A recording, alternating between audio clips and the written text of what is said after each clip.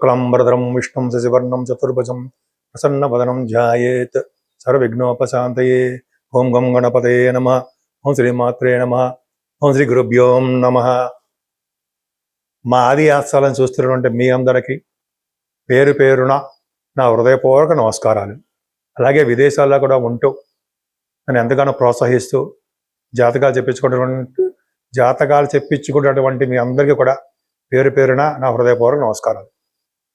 ఇప్పుడు మనం 1 జూన్ 2026 నుండి 30th జూన్ నెల్లాళ్ళు 2026 వరకు కూడా 12 రాశుల వారికి ఎలా ఉండబోతుందో ఇప్పుడు మనం తెలుసుకుందాం. మేషరాశిలో కుజుడు, రవి కుజులు వృషభంలోను, కుజుడు 21st నుంచి వస్తాడండి, 21st జూన్ నుంచి. అంతేకాకుండా బుధ గురు శుక్ర రవులు అంటే రవి బుధ గురు శుక్రులు మిథున రాశిలోకి వస్తున్నాడు. అంటే 15th జూన్ నుంచి కూడా రవి మారిపోతున్నాడు. అంతేకాకుండా కర్కాటకంలో గురుడు 2nd నుంచి యమునా నది పుష్కరాలు వస్తున్నాయి కదండి. అంతేకాకుండా చతుర్థ భావం అంటే కర్కాటక రాశిలో చతుర్థ భావం కాదు, బట్ కర్కాటక రాశుల్లో గురుడు, శుక్రుడు, బుధుడు ఏమో 22nd నుంచి వస్తున్నాడు. 8th జూన్ నుంచి గురుడు కూడా మారిపోతున్నాడు. ఇంత ప్లానెటరీ పొజిషన్స్ బాగా మారిపోయాయండి. సింహరాశిలో కేతువు, రాహు కుంభరాశిలో, మీనరాశిలో శనీశ్వరుడు. ఇక్కడ ఏమైందంటే ప్లానెటరీ పొజిషన్స్ అన్నీ కూడా సవ్యకాల సర్పదోషంలో ఉండిపోయాయండి మనకి. సో దానివల్ల కూడా చాలా ప్రాబ్లమ్స్ అంటే దేశాల మీద, మన రాష్ట్రాల మీద, అలాగే మన ప్రజల మీద కూడా దాని ప్రభావం చూపిస్తూ ఉంటుంది. వృషభ రాశి వారికి రవి కుజులు మీ రాశిలో ఉన్నారు. ఫైరీగా ఉంటారు, తెలివితేటలతో ఉంటారు, అద్భుతమైనటువంటి ప్రతిభ కనపరుస్తూ ప్రతి రంగంలోనూ ముందంజలో ఉండడానికి అవకాశాలు ఉంటాయి. కొద్దిపాటి కోపం కూడా ఉంటుందండి మీకు. రవి కుజుల కాంబినేషన్ అంత అద్భుతమేం కాదు. వృషభ రాశి వారికి 12వ ఇంటి వాడు చతుర్థ భావాధిపతి లగ్నం ఉన్నాడు కాబట్టి బ్రహ్మాండమైన చదువు వస్తుంది మీకు. అంత డౌటే లేదు. తెల్లగా ఉంటారు, ఎప్పుడైతే స్పీడ్గా నడుస్తూ ఉంటారు, ప్రతి పనులను తెలివితేటలు కనపరుస్తుంటారు. మీలాంటి వాళ్ళు రాజకీయ రంగంలో కూడా బాగా పలుకుబడిగా ఉండడానికి అవకాశాలు ఉన్నాయి. అంతేకాదండి, ద్వితీయ భావంలో గురుడు మారిపోతున్నాడు కాబట్టి బుధ శుక్ర రవులు, రవి బుధ శుక్రులు గురించి చెప్పుకోవచ్చు. ద్వితీయ భావంలో రవి బుధులు అంటే బుధాదిత్యయోగం అని చెప్పాలి. బుధాదిత్యయోగంలో ఉన్న వాళ్ళకి దీర్ఘాయుష్ ఇస్తుంటారు, చక్కటి చదువిస్తుంటాడు. అలాగే మీరు బాగా పాటలు పాడి యాంకరింగ్ వృత్తిలో ఉండి బాగా డెవలప్ అవ్వడము, విదేశాల్లో కూడా మీ ప్రోగ్రామ్స్ ఇవ్వడానికి అవకాశాలు ఉంటాయి. ఖచ్చితంగా బుధ శుక్ర రవి బుధులు ఫైనాన్స్ రంగంలో కూడా మీరు ఉంటారు. గురుడు కూడా ఉన్నాడు కాబట్టి ఫైనాన్స్ రంగంలో ఉండడము, మీకు ఫైనాన్స్ అండ్ అకౌంట్స్ సంబంధించిన విద్య అని చెప్పచ్చు. అలాగే ఆర్థికంగా, కుటుంబ పరంగా చాలా బ్రహ్మాండంగా ఉంటారు. ముఖవర్చస్సు పెరుగుతూ ఉంటుంది. బుధ శుక్రుల కాంబినేషన్ ఉన్నారు కాబట్టి కష్టపడి పనిచేసే తత్వంలో మీరు ఉంటారు. ఎందుకంటే అదే మీ రాశ్యాధిపతి ద్వితీయాధిపతి కలిసి ద్వితీయ భావాలు ఉండడం వల్ల కష్టపడి పనిచేస్తారు, డబ్బులు బాగా వస్తాయి. సినిమా రంగంలో అవకాశాలు ఎక్కువ వస్తాయండి. బుధ శుక్రులు కదా, మంచి మంచి ఆభరణాలు, వస్తువులు, వాహనాలు, కార్లు అంటారు సరే, అవి కొనుక్కుంటారు మీరు. బ్యూటిఫుల్గా ఉన్నాడు. 3వ భావంలో చూసుకుంటే మళ్ళీ ఇదే కాంబినేషన్. బుధ శుక్ర గురుడు 3వ భావంలో ఉన్నాడు కదా, మంచిదే. మీ తోబుట్టువులని అంటే మీ తోబుట్టువులు అంటే బ్రదర్స్ అండ్ సిస్టర్స్ అని చెప్పచ్చు, వాళ్ళకి బాగుంటుంది. బుధ శుక్రుల కాంబినేషన్ వల్ల ప్రయాణాలు ఎక్కువ చేస్తూ ఉంటారు, షార్ట్ జర్నీస్ చేస్తుంటారు, తెలివితేటలు అధికంగా ఉంటాయి. ముఖ్యంగా టెలివిజన్ రంగ సంస్థలు పనిచేస్తారు చూసారా, న్యూస్ సంబంధించినటువంటి చదువుతూ ఉంటారు, న్యూస్ రీడర్స్ అంటాం. అది న్యూస్ గ్యాదరింగ్, వాళ్ళకి నిష్ణాతులుగా అద్భుతమైన అవకాశాలు వస్తూ చాలా బ్రహ్మాండంగా ఉంటారు. 3వ భావంలో గురుడు తమ్ముళ్ళు కూడా బాగా చేస్తుంటాడు, వాహన యోగము ఇస్తూ ఉంటాడు ఆయన. అంతేకాకుండా తీర్థయాత్రలు చేస్తారు. ముఖ్యంగా కర్కాటక రాశిలోనే గురుడు ఉండడం వలన మీరు కూడా యమునా నది పుష్కర స్నానం చేస్తారు. బ్యూటిఫుల్.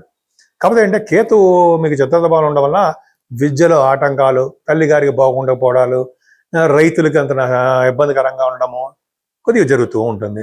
ఏదైనా సంతాన విషయంలో కూడా కొద్దిగా శ్రద్ధ వహించాలంటే ముఖ్యంగా ఆడపిల్లలు ఎందుకు చెప్పాలి, శనీశ్వరుడు మీ పంచమ స్థానం చూడడం వలన ఆడపిల్లలకి చిన్న చిన్న ప్రాబ్లమ్స్ వస్తుంటాయి, లేదా ఆడపిల్ల పుట్టడానికి అవకాశాలు ఉంటాయని చెప్పచ్చు. స్టాక్ మార్కెట్లో లాసులు వస్తాయని కూడా చెప్పచ్చు. ఏదేమైనా సప్తమ స్థానానికి అంటే మీ సప్తమ స్థానానికి గురు దృష్టి పర్ఫెక్ట్గా ఉంది. అంటే భార్య భర్త గారు ఇద్దరు కూడా అండర్స్టాండింగ్తో బాగుంటారు, ప్రేమాభిమానాలు కనపరుస్తారు. ఇంతకుముందు దూరంగా ఉండిపోయిన వారు కూడా దగ్గర అవడానికి అవకాశాలు ఉంటాయి. అంతే కదండి, మీకు వివాహ వేడుకలు, శుభకార్యాలు అన్నీ చేస్తారు. అలాగే మీకు అదృష్ట స్థానం అనే కళత్ర స్థానం అంటాం కదా, మీ వ్యాపారాల్లో కూడా మంచి సక్సెస్ కొడుతూ ఉంటారు. అంతేకాకుండా మీ భాగ్యస్థానాన్ని గురుడు చూస్తున్నాడు కాబట్టి భాగ్యము జూన్ నుంచి కూడా క్రమేపీ డెవలప్ అయిపోతూ ఉంటుంది. మీరు ఏ బిజినెస్ చేసినా సరే, బట్టల బిజినెస్, బంగారం బిజినెస్, వెండి, ఫుడ్ బిజినెస్, తర్వాత మీ సాఫ్ట్వేర్ బిజినెస్ ఉంటుంది జరా, ఆ బిజినెస్లు ఇంటర్నేషనల్ ట్రేడింగ్స్ చాలా బాగుంటాయి. భాగ్యస్థానాన్ని గురుడు చూస్తే ఇంటర్నేషనల్ ట్రేడింగ్లో సక్సెస్ అవుతారు.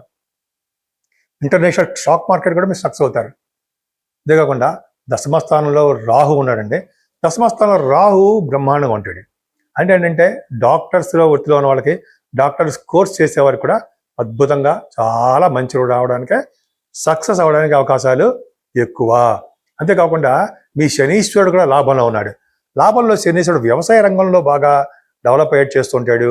రాజకీయ రంగంలో కానీ, అంటే గ్రామాధికి అధికారిగా కానీ మీరు ఉంటారు. యోగం, తర్వాత వాహన యోగాన్ని కలిగిస్తూ ఉంటాడు, అదృష్టాన్ని కలిగిస్తూ ఉంటాడు. శనీశ్వరుడు కదండి లాభంలో. దశమంలో రాహువు, లాభంలో శనీశ్వరుడు ఉన్నాడంటే రాజకీయ రంగంలో పదవులు వచ్చి తీరతాయి అని చెప్పచ్చు, గెలుస్తారని చెప్పచ్చు.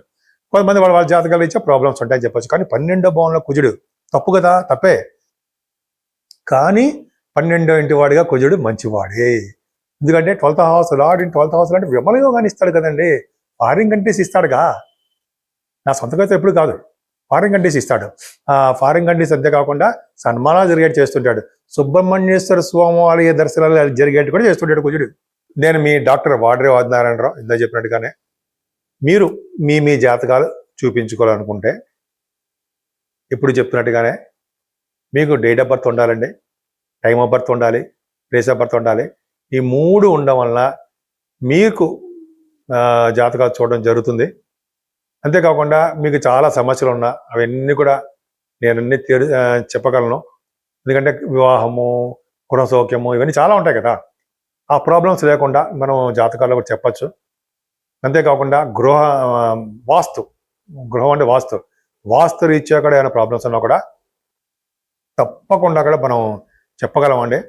సో మీకు ఏమాత్రము చెప్పించుకోవాలనుకున్నా, అయితే మీరు మీ స్నేహితులకు కానీ, మీ చుట్టాలకు కానీ మీ జాతకాలు చూపించుకోవాలనుకున్నా మా ఆది ఆస్ట్రాలజీకి ఫోన్ చేయండి.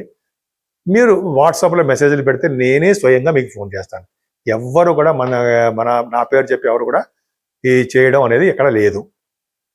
సరేనండి, ముఖ్యంగా మనం పరిష్కార మార్గాల గురించి చెప్పుకోవాలి. అవునా? ఇక్కడ 12 రాశుల వారికి, మేషరాశి నుంచి మీనరాశి వారి వరకు కూడా పరిష్కార మార్గాలు చెప్పుకోవచ్చు. ముఖ్యంగా ఒకటి ఉంటుంది. ఎందుకంటే జూన్ నెలలో ఒకటే ఉంటుందని ఇంకా చాలా ఉంటాయి అనుకోండి.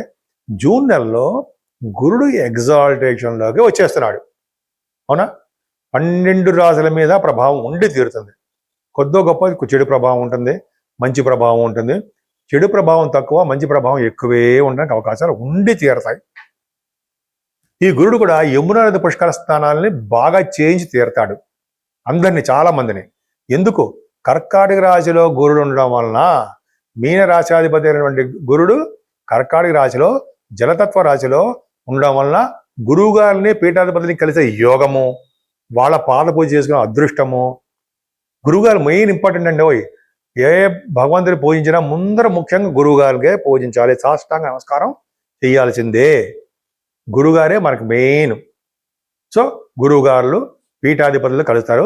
అలాగే గురు ప్రభావం వలన కూడా యమునాది పుష్కరాలు, తీర్థయాత్రలు మీరు చేయబోతున్నారు. సరే, ఇప్పుడు మీరు పూజించవలసిన దేవుడు ఎవరు అంటే గురువుగారులే ఫస్ట్. తర్వాత మేధా సహిత దక్షిణామూర్తి గారిని పూజించడం వలన సకల విద్యలు, అలాగే మేధస్సు, ఆలోచనలు, గొప్ప ఆలోచనలు, సత్ప్రవర్తన అవన్నీ కూడా గురు ప్రభావం వల్లనే, దక్షిణామూర్తి గారి వల్లనే కలుగుతాయి.